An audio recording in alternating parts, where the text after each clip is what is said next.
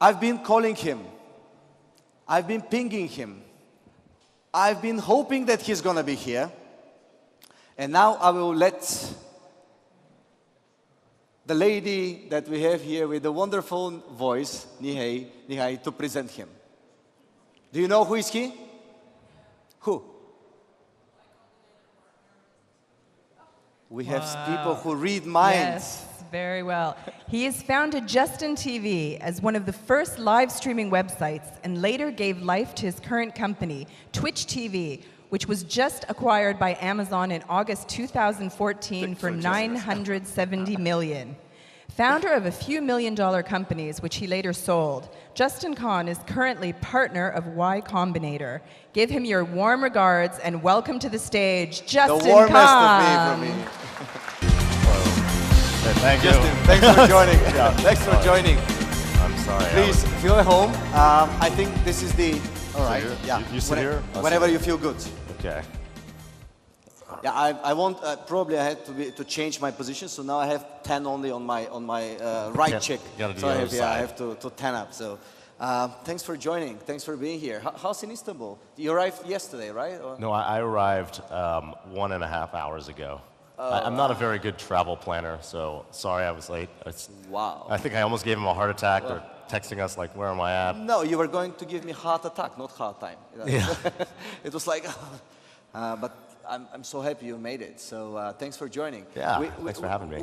We just had a chat with the with the other participants around their biggest screw ups or their ideas and thoughts on what is best. But you know, I don't think that I ever shook hands with somebody whose company has been sold for around 1 billion, right?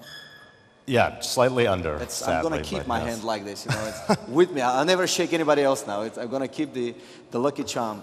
So it's been a long way for you, actually. It's I would love to hear, you know, a very short story in the beginning about your way. I mean, sure, yeah. It's a great journey. So well, I first started my first company called Kiko, which had nothing to do with Justin TV or video or anything like that. And it was right when we graduated from college, we saw this Gmail, you know, Google had come out with this awesome mail client, and I thought, well, someone should make a calendar, like the accompanying calendar to that. I think a lot of people also thought that at the same time. So we started working on something, and we got into this very new program called Ycombinator. It was the first ever class that YC had done, and it was an experiment. And so what we did was we applied, we got in, and we started, you know, Paul was telling us he didn't like our idea, but he thought we were smart. So we were hacking on this calendar and trying to figure out how to basically get users for this new calendar. Kind of like Outlook on the web. You know, someone else I think thought of the same thing shortly thereafter. But one of our problems was when we were building this thing, it was like technically I think it was pretty good, but we were college students, right? So we didn't actually know what you use a calendar for. I had class only 2 days a week, and I could remember, you know, Monday and Wednesday. So we never talked to any users about our product, and ultimately Google came out with its calendar and was much more usable. You needed email alongside it. It was something that people you know, wouldn't use without their email client being integrated. So we ended up selling that company. You know, another long story I won't go into, but after that we were trying to think of things to do, and I had this crazy idea for what I called Justin TV, which was you know, like the show Big Brother. We wanted to make our own reality show of us running around San Francisco live 24/7. And I had no idea why we thought this was a good idea, because we weren't actors, we're like programmers, right? So we built this whole setup, we recruited some friends of ours, and we're building the technology to make a streaming site, a site where you could see us all 24/7. And the first thing that happened was like people came on and they would see us and then they'd say, "You're boring. Like get off your computer and go entertain us." Because we're like engineers. We're just sitting there on our computers. Like it was not fun. Yeah. But the second thing, luckily, was that some people said, "Hey, that's cool. How are you doing live video online?" Because this is before, Ustream or like YouTube Live or any of these other live services that come out. And so we thought, hey, like we should create a platform to let anyone broadcast live video. And so Justin TV was born as more of a platform. And then the abridged version is, we worked on that for a couple of years, and it grew and grew and grew, and we were like, thought it was awesome until it stopped growing. And then, it was kind of flat and declining for like a year. And it was obvious that the business wasn't going to actually grow anymore. Right. And we were a small company, still like 25 people. So we decided we would work on some other projects to see what we could come up with that might be grow bigger, right, than Justin TV. And I remember my co-founder Emmett came to me and came to me and my other founders and he said, "Okay, I have a great idea. We're going to let people. We're going to focus only on the part of the number of people who are watching other people play video games on our site." And there was this very small group of people who was creating this video game content and streaming it. And Emmett was like super excited because he loved video games. So he came in and he said, we have this new plan, and the rest of my co-founders were like, that is not a thing. Like no one will ever do that. But we prevailed. We agreed to do some testing and work on it for about 6 months. And it turns out that it kind of grew and grew and grew until eventually we started working on Twitch. That was about 3 years ago. So what was the biggest challenge? The scaling technology-wise, because obviously bringing what was I think it was around 40% of the traffic video. It comes to Twitch, or it's yeah. So we're like I think 40 or something percent of all streaming video in huge in the US. So how do you scale up? What was the challenge there? Because normally if things go very well, then the business goes down because you cannot manage to grow up that big. So it's about scaling. How did you do it? Actually, that was one of the fun parts because we were engineers, so that was a problem we could actually solve. And I think in the beginning, we started working on scale when we were Justin TV because it kind of exploded in the first year or so. And the site would if you look at our traffic, it would go up 1 month and then be flat the next month, then go up the next 1 month and flat. And that was because every other month, everything would break, and we'd spend the entire month trying to fix and scale everything. The bad part was that this was also happening in 2008. And 2008, nobody wanted to invest in startups at all, but no one definitely wanted to not invest in any video startup, because all the video startups died. There was, I don't even remember their names. There was VO and another V1. A lot of V companies. There was a Vimeo, which is still live. Yeah. But they're doing some business model which is growing. But yeah, a lot of... and so a lot of the Silicon Valley startups were not able to raise any money. So we were barely able to raise just a little bit more money. And we spent the entire... So we were very cost optimized. At one point, we were scaling on Amazon Web Servers, AWS on EC2, and we get a call from them. This is in 2007, so I think they've fixed this problem since then. But we got a call from them that was like, you have to turn your bandwidth off. Wow. It's too much, right? So very early on, we had to build our own web infrastructure, and it was, us racking the servers. One time, the whole team we moved data centers, and we just did it in our own truck at night. And the site broke. We couldn't bring it up for the next day. So we were kind of doing this very ad hoc.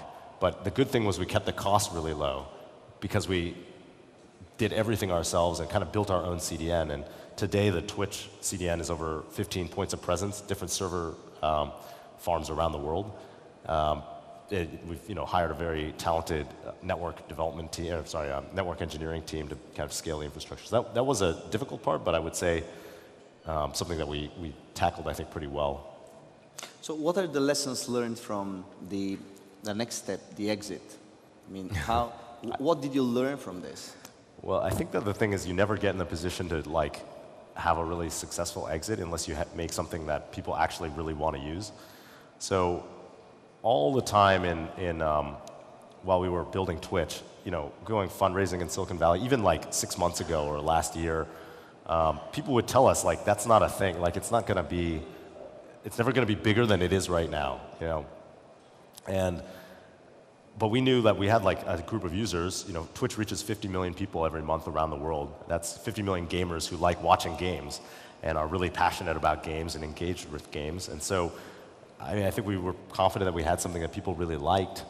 And I think the key insight from the whole thing was that the thing that allowed us to be successful more than anything else was just being able to talk to our customers, our users, and ask them what they wanted. Because when all my early companies, like the calendar, we were building something for calendar users, but we weren't calendar users ourselves, and we didn't talk to any, so we never built anything that people actually used. And then we worked on Justin TV, which no one wanted because we're not entertaining at all. And we didn't talk to anyone beforehand. We didn't test the assumption that we could actually produce television that people wanted to watch.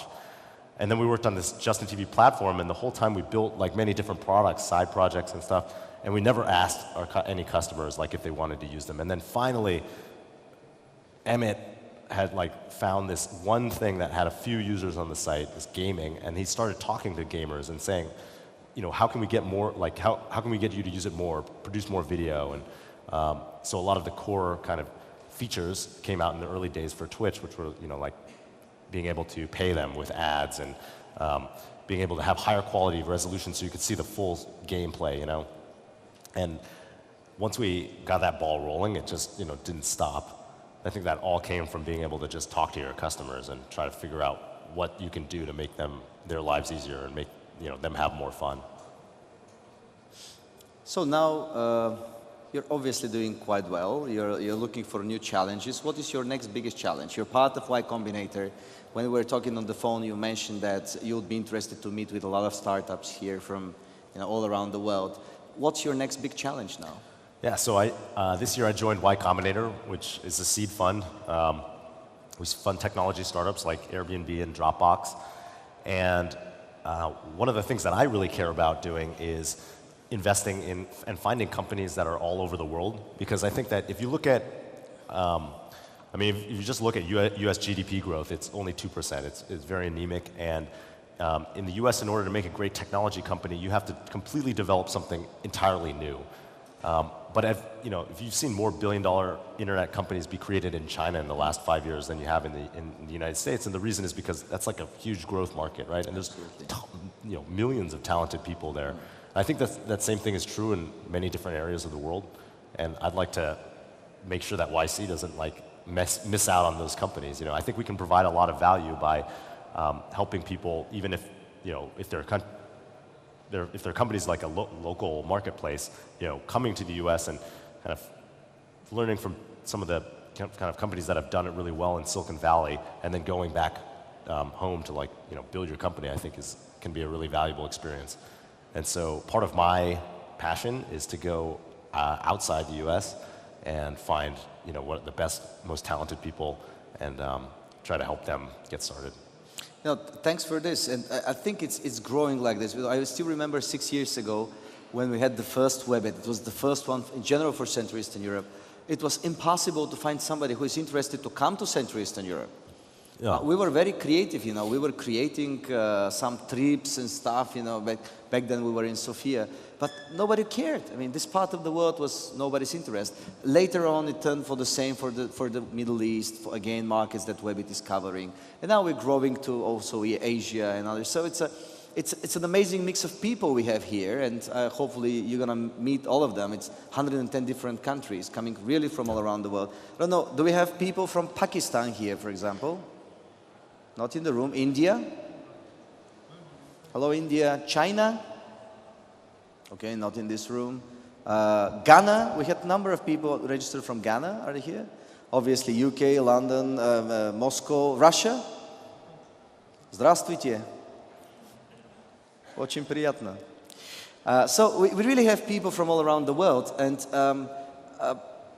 I think they'll be interested to know, do you have any specific region, like Western Europe, Central Eastern Europe, Nordics, or more like Middle East? There are around 2,000 people from Middle East only here. So where would you be interested? And generally, Ycombinator is quite global, but obviously you have zones of interest. Well, So one thing that we see is that when we fund a company in a certain region that's successful, then we see like lots of more like people kind of understand that they can apply and be accepted. And so we see many more applications. So first with like Waterloo in Canada became a very big hub for us. Right. That's almost like very close to the United States, so that's maybe easier. But then, since Webit, which was in our 2 classes ago, they're from Slovenia and Croatia, and we've seen a lot more applications from that region now. My particular interest is, I think that I'm still figuring out where, there's a lot of talent all over the world. I definitely think in Europe there's a lot of technical talent, which is pretty amazing. But I also think that like developing regions that have high economic growth are very interesting to me. So like India is really interesting. We just funded a company called ClearTax from India in the last batch. Southeast Asia, I think, is going to be a huge middle-class wealth creation. So, kind of all over the world. But, I'm interested in meeting talented people from anywhere. That's. So you're a rich man yourself. Are you interested in being angel investor, or you're representing Ycombinator in all your Yes, findings? I am an angel investor in probably 15 to 20 companies. But mostly, I invest through Ycombinator. But, that's always something to talk about. My main job is to invest through YC. I see. Well, I can only say a big thank you. By the way, I've been checking Twitter. Either my Twitter stuck, or you're not asking questions for Justin, which is very surprising for me. But I'm still, checking the Twitter part. So if you've tried to ask, but I didn't see it on my Twitter, can I have your promise that you're around here for the next I'm around. day or two? I'm around the next day or two. Come find me and grab me. I'm happy to talk to anyone. So I'd love to hear about your idea. By the way, I know the jet lag, and I appreciate being here. It's what time? It should be now. Your time is around. Well, I flew in from Munich actually, so you came from Munich this time. Yeah. All right. Yeah. So okay, yeah. Thanks a lot for joining. Okay, well, thank you so much for having me. Thank you. A round of applause for Justin. Justin, thanks. Thank you.